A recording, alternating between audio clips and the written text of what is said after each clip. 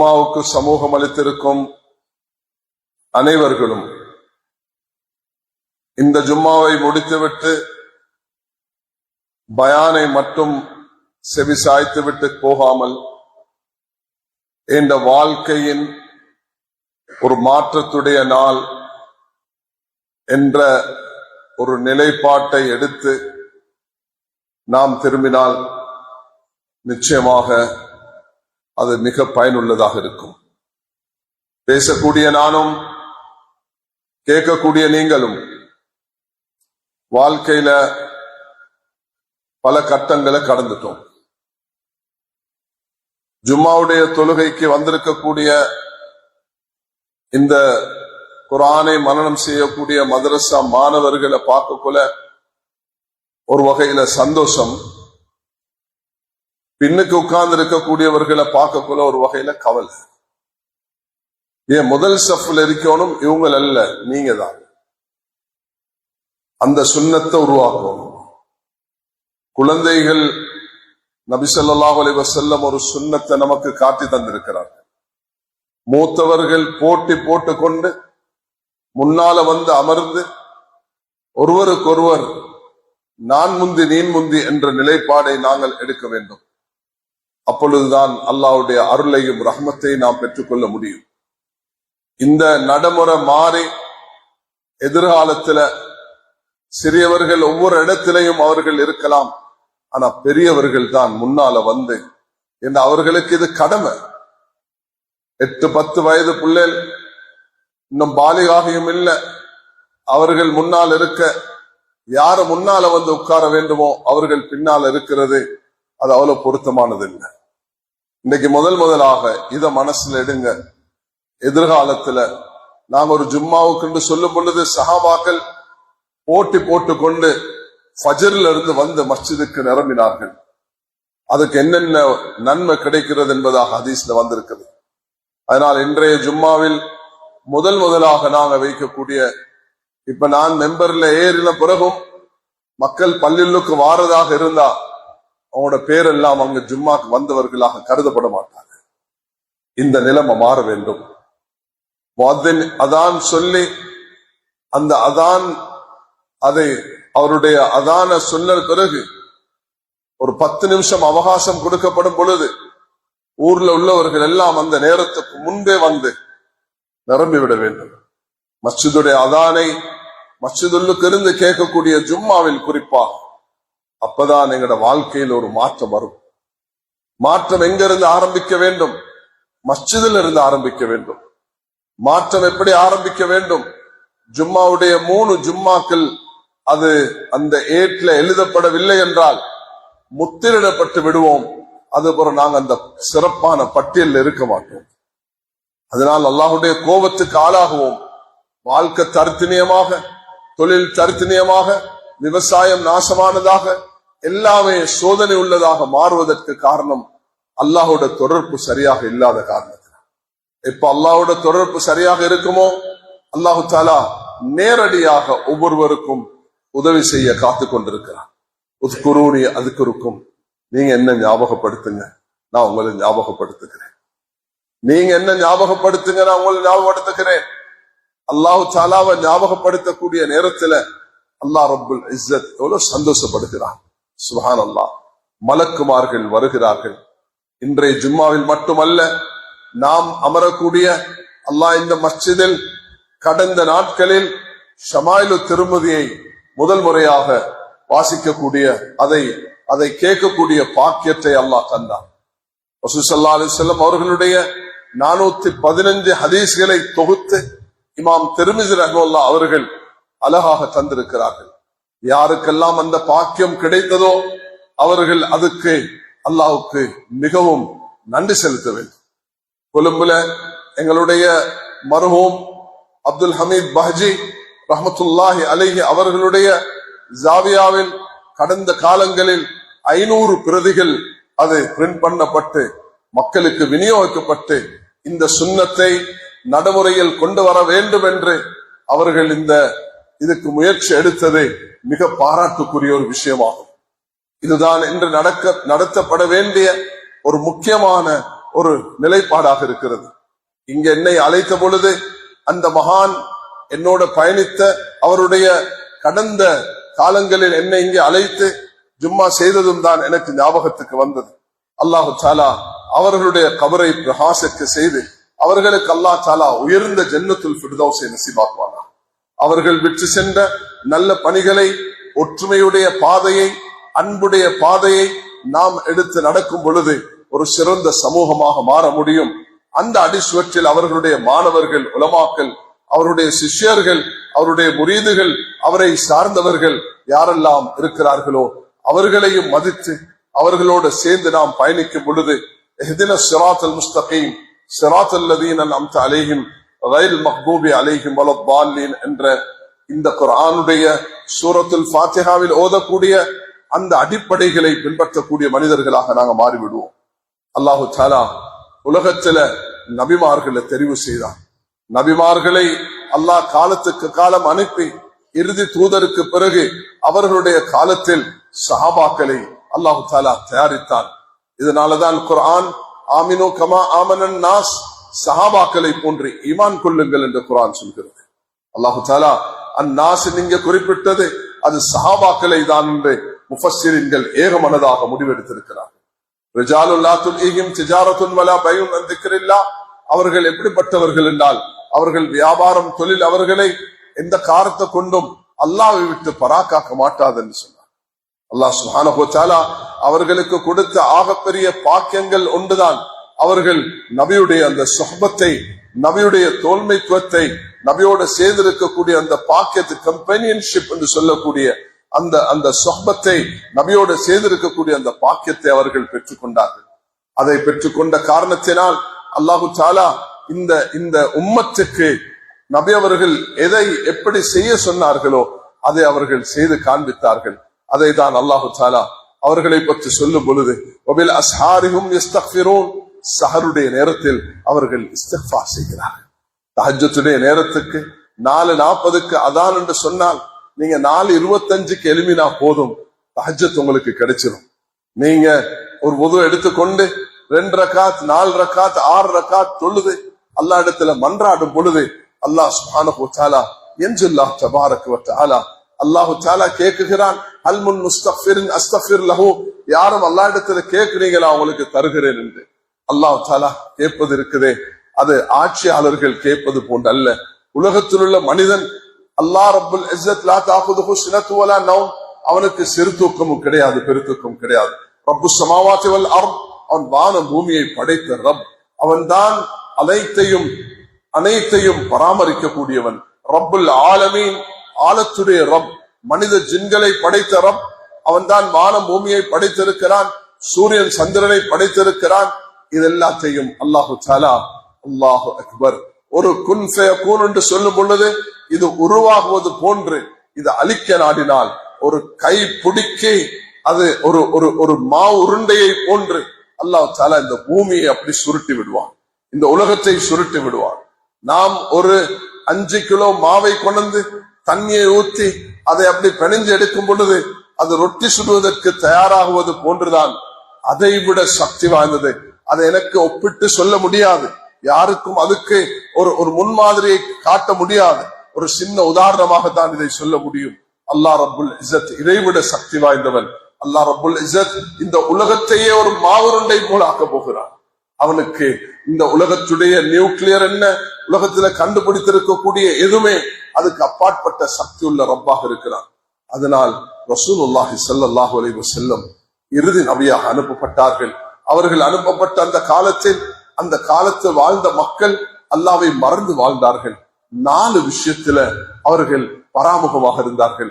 ஈமானுக்கு பகரமாக குஃப்ரிலும், அவர்கள் அறிவுக்கு பகரமாக மடமையிலும், அவர்கள் மனித பண்புக்கு பகரமாக மிருகத்தன்மையிலையும், அவர்களுடைய தூய தன்மைக்கு பகரமாக அவர்கள் சுயநலவாதிகளாக வாழ்ந்தார்கள்.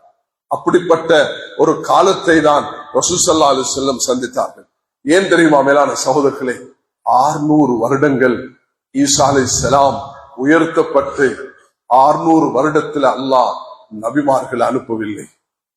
உலகம் அப்படிப்பட்ட ஒரு காலத்தை மிச்சம் கஷ்டமாகத்தான் அனுபவித்திருக்கிறது. மூசா அலைஹிஸ்ஸலாம் நபியாக இருக்கும் பொழுது துஆ கேட்கிறார்கள். ஹாரூன் அலைஹிஸ்ஸலாத்தை அல்லாஹ் நபியாக ஆக்குறார். லூத் அலைஹிஸ்ஸலாம் நபியாக இருக்கும் பொழுது இப்ராஹிம் அலைஹிஸ்ஸலாம் நபியாக இருக்கிறார்கள். மூசா அலைஹிஸ்ஸலாம் நபியாக இருக்கும் பொழுது ஷுவைப் அலைஹிஸ்ஸலாம் நபியாக இருக்கிறார்கள்.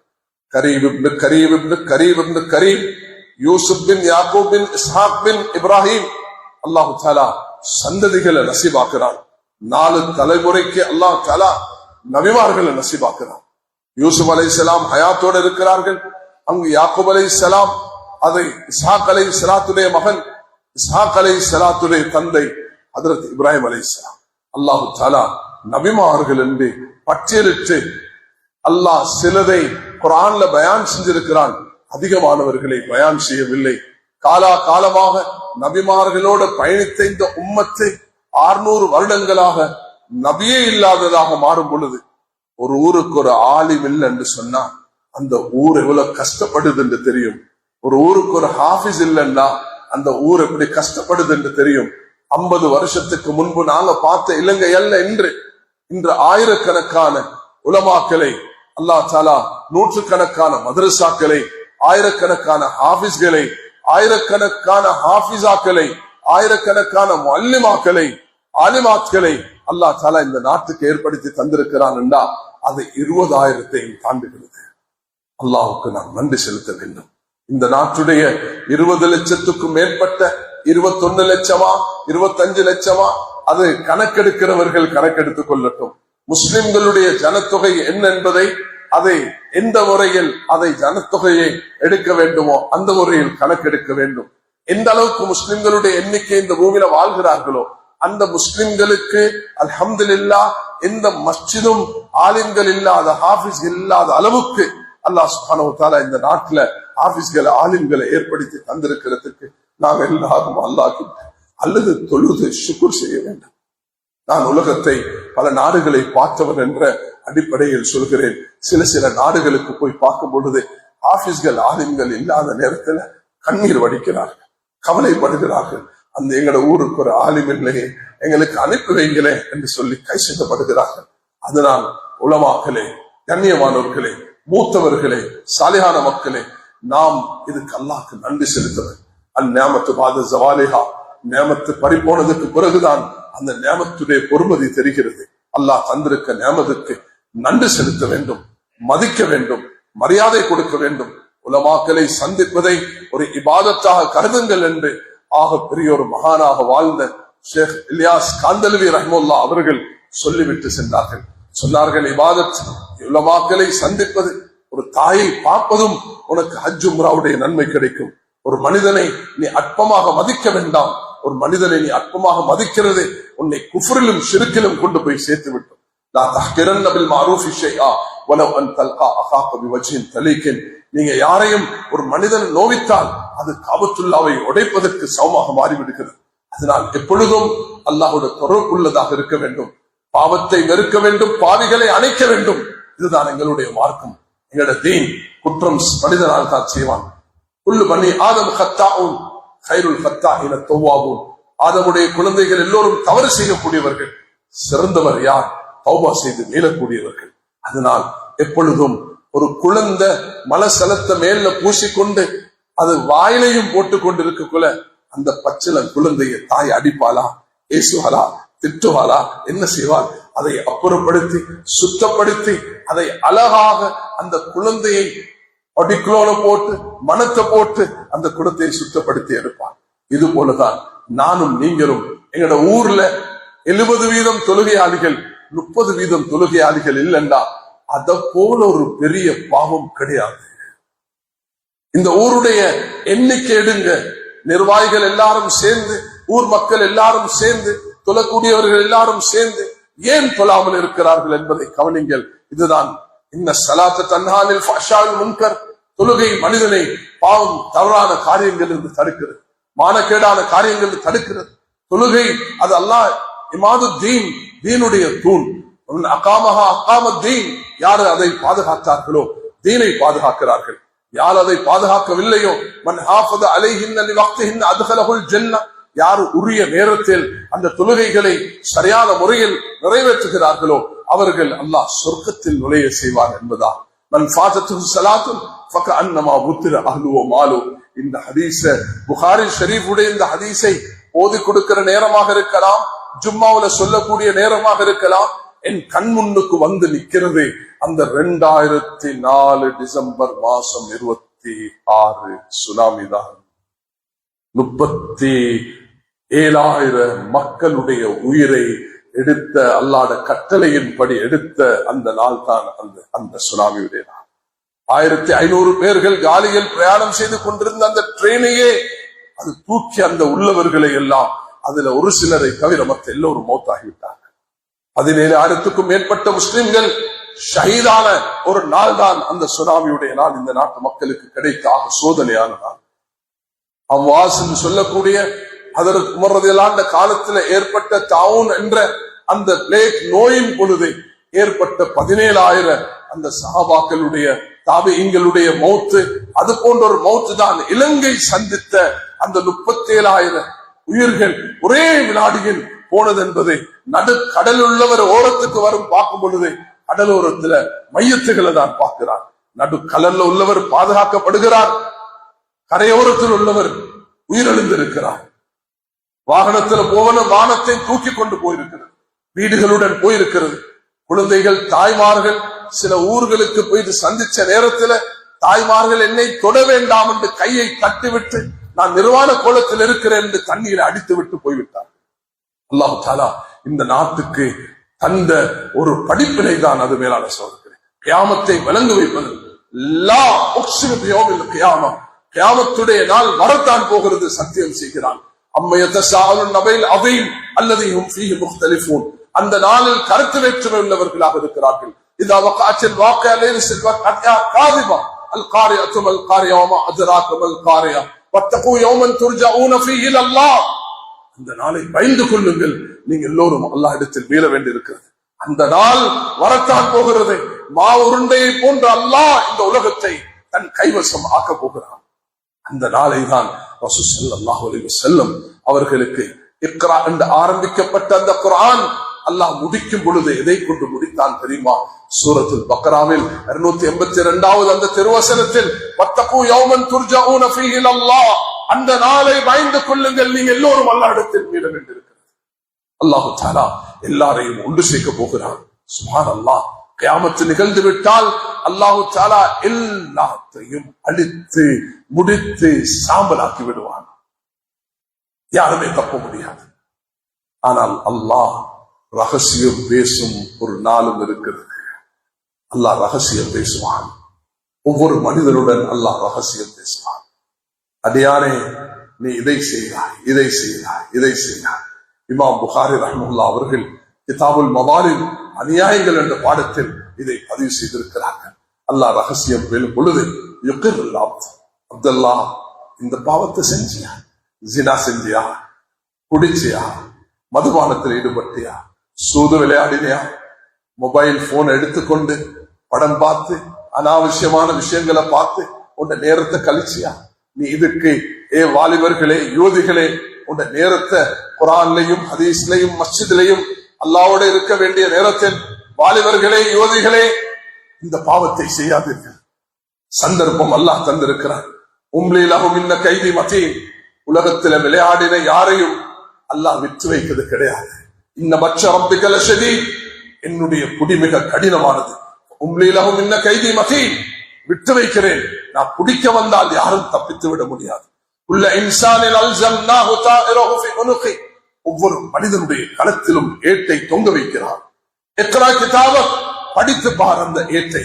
லா யுகாதிரு ஸகீரத்தன் வலா கபீரத்தன் இல்லா அஹ்ஸாஹா, எந்த சிறிய பெரிய குற்றத்தையும் அதை மறைத்து வைக்க மாட்டாங்க.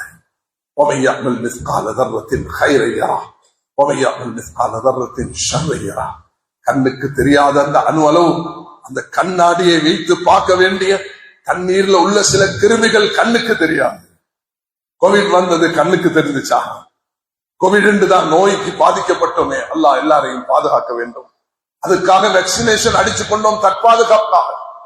கோவிட் வரும் என்ற பயத்துல அந்த அந்த வேக்சினேஷனை அடிச்சு கொண்டது ஏன் அந்த கிருமி தாக்காமல் இருக்க என்ற கிருமி கண்ணுக்கு தெரியாது. உலகத்தில் உள்ள எதிரிகள் பாம்பு வருகிறது, சிங்கம் வருகிறது என்று சொன்னால் கண்ணுக்கு தெரியும். விஷஜந்துகள் வருகிறது கண்ணுக்கு தெரியும். இது கண்ணுக்கு தெரியாதது வரும் பொழுது மனிதன் அதை எப்படி பாதுகாக்கிறான்? அல்லாஹ் அக்பர். உலகத்தை ஒரு உசுப்பு 2021 ஆண்டு உசுப்பு விட்டது. அல்லாஹ் தாலா சொல்கிறான், நான் உன்னுடைய அந்த அணு அளவு அமலையும் நலவையும் நீ கண்டு கொள்வாய், தீமையும் கண்டு கொள்வாய். உலகத்தில் உனக்கு ஒரு ஒரு அடையாளத்தை சொல்லி தருகிறேன் என்று ரசூலுல்லாஹி அலைஹி வஸல்லம் சொல்கிறார்கள்.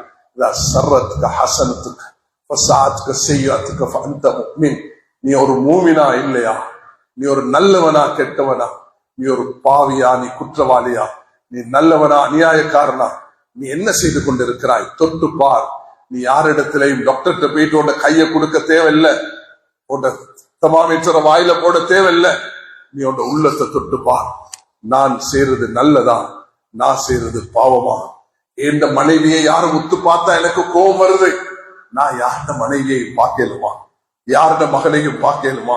யார்ட சகோதரியையும் பார்க்கலுமா? அந்நியர்களை எனக்கு பார்க்கறதுக்கு அனுமதி இருக்குதா?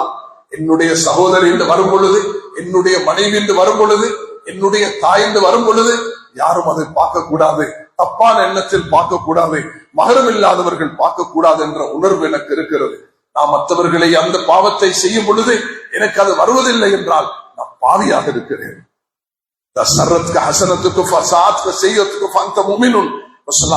அவர்கள் இதை நிரூபிப்பதற்கு ஒரு அடையாளத்தை சொல்லி தந்தார்கள்.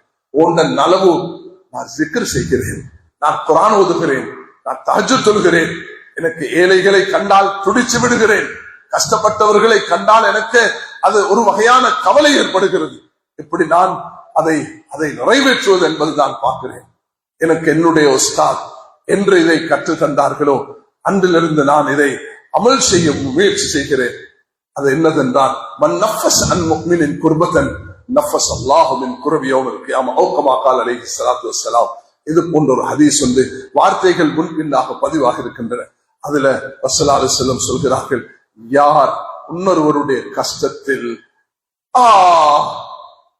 என்றொரு மூச்சிடுவானோ, நாளை கியாமத்து நாளையில அல்லாஹ் எல்லா மூச்சுகளும் அடைபடக்கூடிய நேரத்தில் அல்லாஹ் இவனை விடுவிப்பான் என்பதாக வந்திருக்கிறது.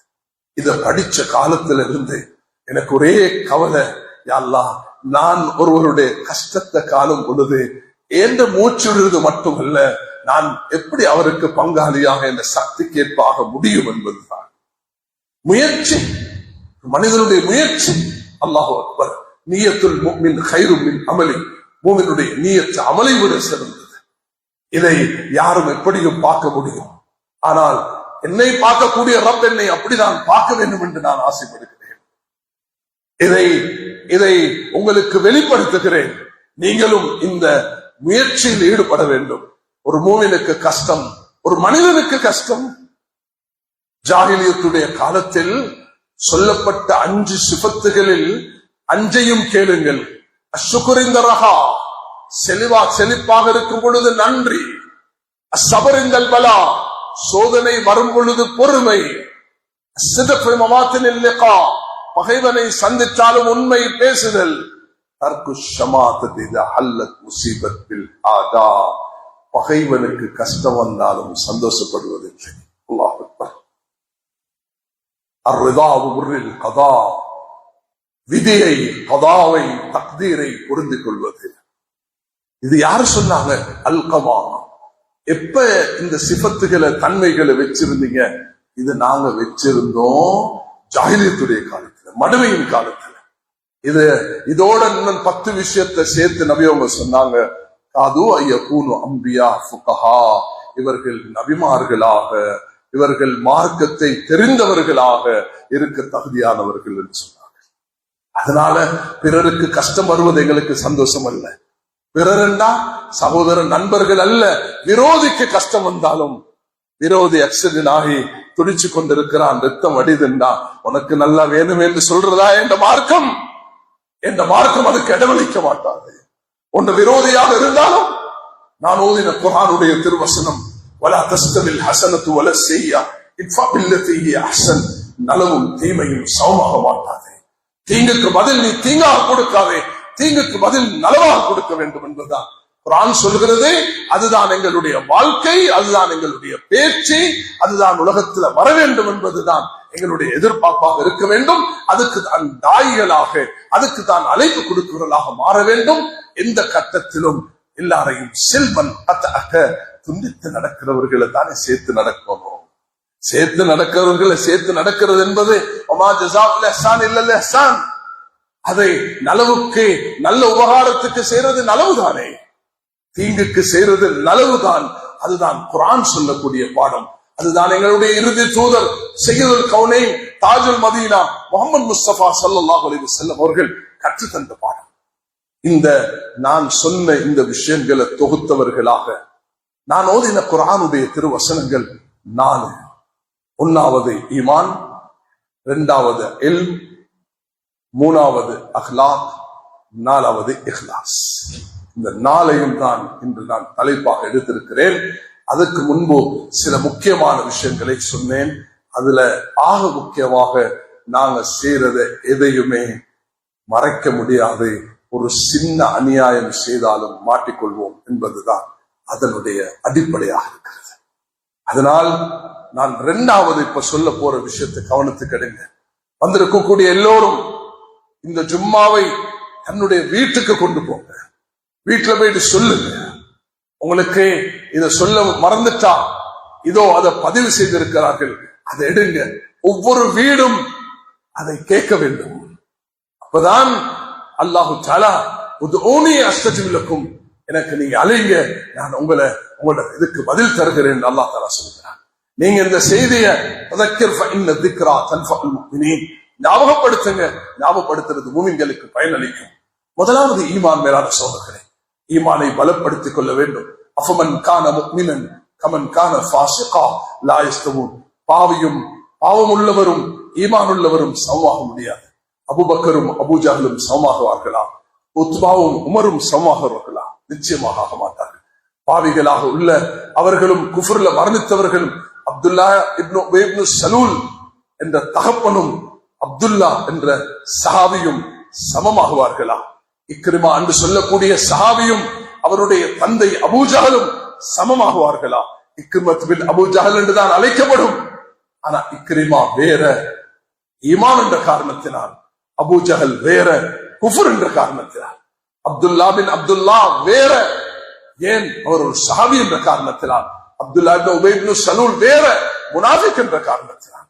கண்ணியமானவர்களே, அதுதான் இந்த குர்ஆனுடைய திருவசனம் சொல்கிறது. அதனால் நாங்க பெருமை அடிக்கிறது அல்ல. எனக்கு ஈமான் இருக்குது, உனக்கு குஃப்ர் இருக்குது, அது பயந்து கொள்ள வேண்டும். எப்பொழுதுமே தலை கீழே போட்டுக்கொண்டு நன்றி செலுத்திக் கொண்டு, அல்லாஹ் நீ எனக்கு இதை தந்திருக்கிறாய், நான் உனக்கு நன்றி செலுத்துகிறேன். ஈமான பலப்படுத்திக் கொள்ள வேண்டும். ஈமான பலப்படுத்திக் கொள்வதற்கு ஒரே ஒரு வழி, அனைத்து முஸ்லிம்களும் இந்த நாட்டுடைய எந்த எண்ணிக்கையில் இருக்கிறோமோ, அது 20 லட்சமா, 21 லட்சமா, 22 லட்சமா, 23 லட்சமா, எந்த எண்ணிக்கை என்று சொல்லி அடையாளப்படுத்துகிறோமோ அந்த அளவு முஸ்லிம்கள் மஸ்ஜிதோட, இந்த 3500 மஸ்ஜிதுகளோடு தொடர்புள்ளவர்களாக இருக்கு. ஆண்கள் பெண்கள் எல்லோரும் மஸ்ஜிதோடு தொடர்பு. பெண்களுக்கு 5 நேரம் தொழுகைக்கு வரமாட்டார்கள், ஜும்மாவுக்கு வரமாட்டார்கள், பயான்களுக்கு வரமாட்டார்கள். வெளியில சத்தத்தை போட்டு இல்ல சொல்ல வேண்டும். வரக்கூடிய ஒவ்வொருவரும் இந்த தூதை வீட்டுக்கு எடுத்துட்டு போக வேண்டும். தாய்மார்களுடன், சகோதரிகளுடன், மகளுடன். இன்றுமா நான் இந்த கேட்ட ஜும்மா, இன்றைக்கு சொல்லப்பட்ட பயான், அன்று பேசப்பட்ட ஷமாயில், அது இதுதான் எங்களுக்கு நபியுடைய வாழ்க்கையாக சொல்லப்பட்டது என்பதை நாம் பரிமாறிக்கொள்ள வேண்டும்.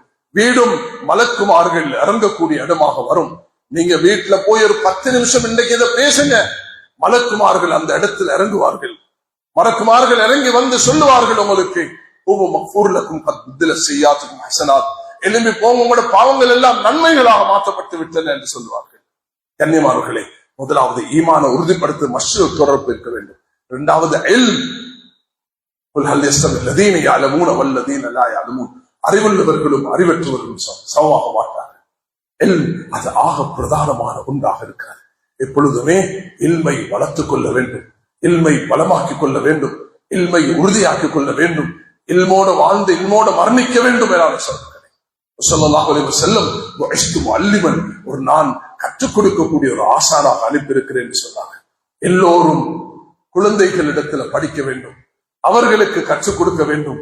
பெற்றோர்கள், சில பெற்றோர்கள் மக்தபுக்கும் பள்ளிக்கூடத்துக்கும் குர்ஆன் கிளாஸுக்கும் போகக்கூடிய அந்த குழந்தைகளோடு இருந்து அவர்கள் என்ன செய்கிறார்கள், அவர்கள் பலமாக்குறார்கள்.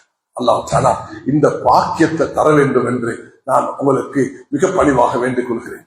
எல்லாம் இருந்தும் ஒன்று இல்லாம போனா அது ஆபத்தாக வருது. தொழுகிறார், நோம்பிடிக்கிறார், ஜகாத் கொடுக்கிறார், ஹஜ் செய்கிறார், சத்தமஹாதா அகலமாலஹாதா, இவனை திட்டுகிறான், ஏசுகிறான், அவனுடைய பணத்தை அபகரிக்கிறான். அவன் அன்னா யுஸ்தஜா, அவனுடைய துஆ எங்கு கபூலாக போகிறது? வலா தஸ்தவில் ஹஸனத்து வல ஸய்யா இத்ஃபா பில்லதி அஹ்ஸன், நலவும் தீமையும் சமமாக மாட்டாது. தீங்குக்கு பதில் நலவை கொண்டு கொடுங்கள் என்று குர்ஆன் சொல்கிறது. தீங்குக்கு பதில் நலவை கொண்டு கொடுங்கள் என்று குர்ஆன் சொல்கிறது. எப்பொழுதுமே தீங்குக்கு பதில் நலவை கொண்டு கொடுக்க வேண்டும்.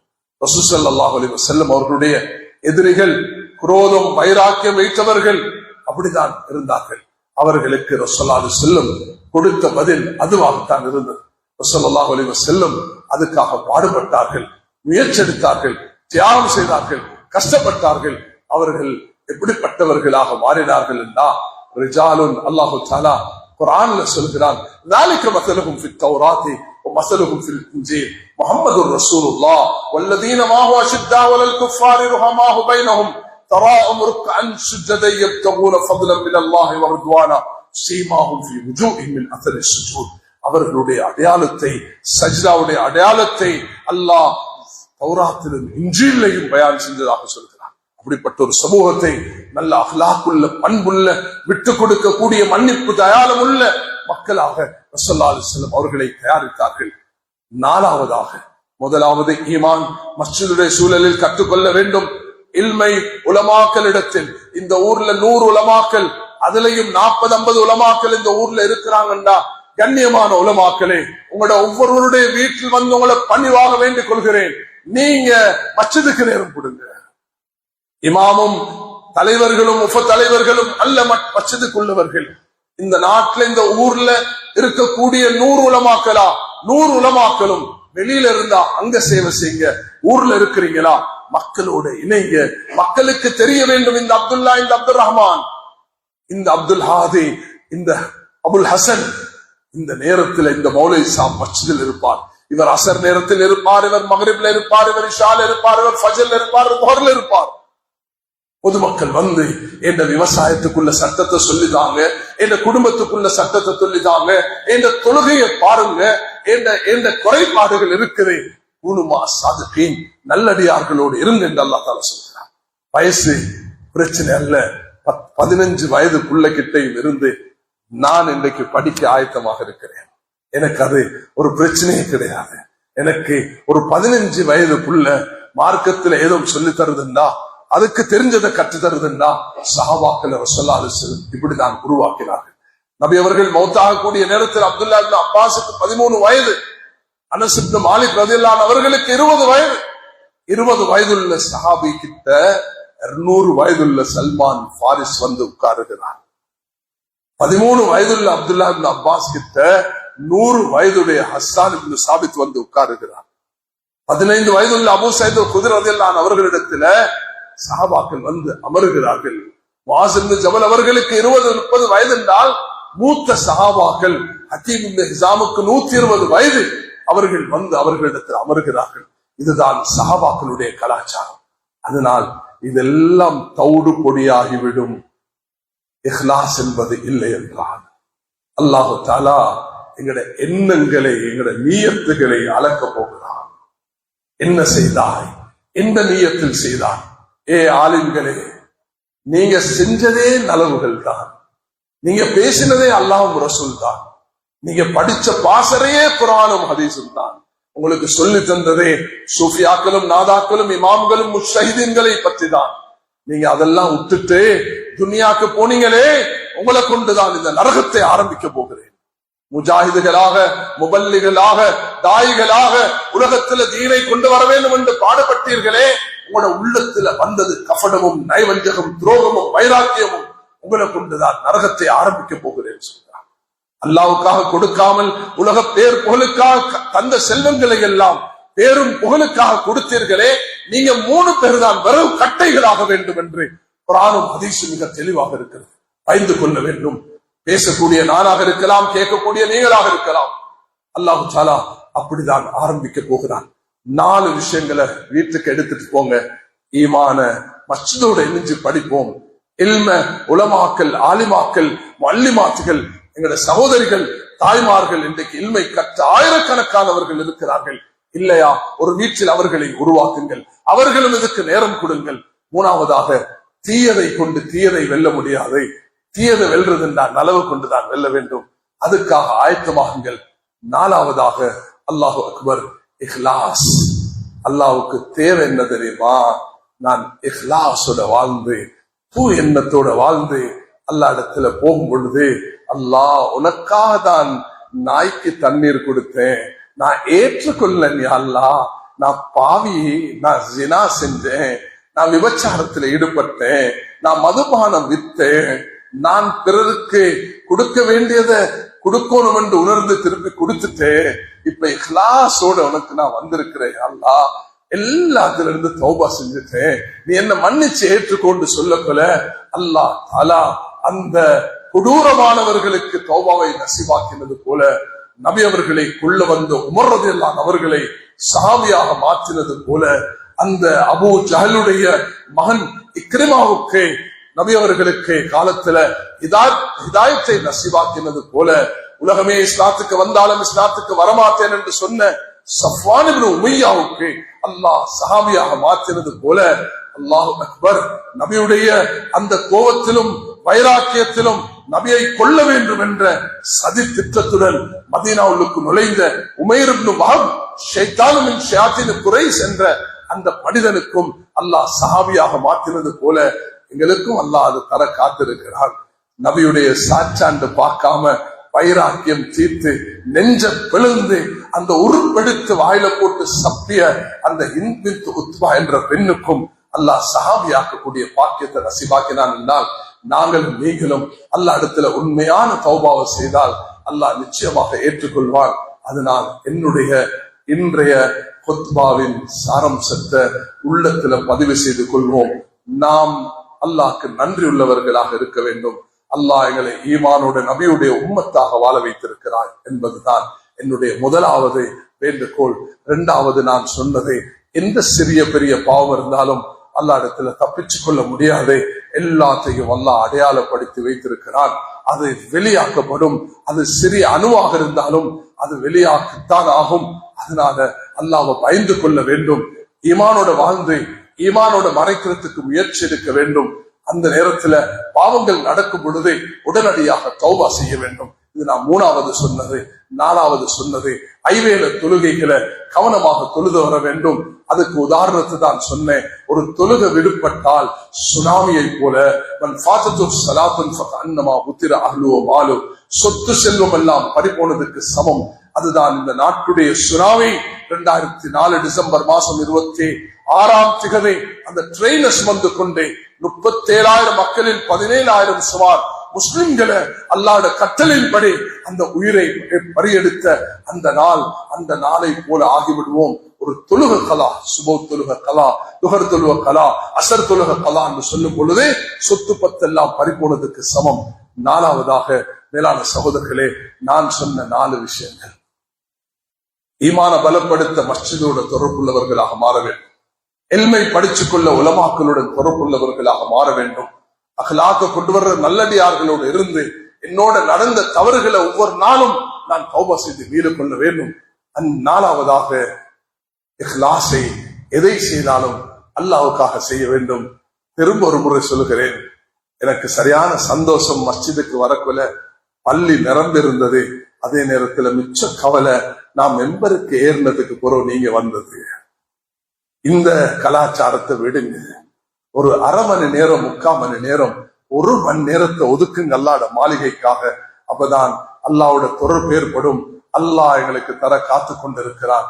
அல்லாஹ் என்னையும் உங்களையும் நல்லடியார் கூட்டத்தில் ஆக்கி அந்த பலஸ்தீன மக்களுக்கு அல்லாஹ் விமோசனத்தை கொடுத்து இன்று இன்ஷா அல்லாஹ் நாங்க ஜும்மாவுடைய தொழுகை 2வது ரக்காத்துல குனூத் ஓதி அல்லாஹ் இடத்துல கேட்போம்.